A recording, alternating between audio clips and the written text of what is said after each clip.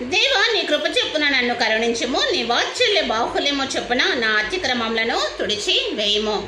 నా దోషము పోవునట్లు నన్ను బాగుగా కడుగుము. నా పాపము పోవునట్లు నన్ను పవిత్రపరచుము అని కీర్తనలు 51వ అధ్యాయము 1-2 వచనముల ద్వారా మనము వాక్య భాగాన్ని చూస్తున్నాము.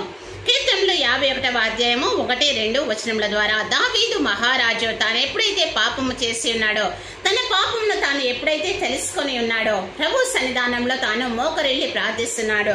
నా దోషము పోవునట్లు నన్ను బాగుగా కడుగుమని, నా పాపము పోవునట్లు నన్ను పవిత్రపరచుమని, నీ కృప చొప్పున నన్ను కరుణించుము అని, నీ వాత్సల్య బాహుల్యము చొప్పున నా అతిక్రమములను తుడిచివేయమని దావీదు మహారాజు తన పాపము నిమిత్తం ఏ విధంగా అయితే ప్రార్థన చేసి ఉన్నాడో, మనము మన జీవితంలో మన పాపముల నిమిత్తము ఆ విధంగా ప్రార్థించే వారంగా ఉందముగాక. ఆమేన్.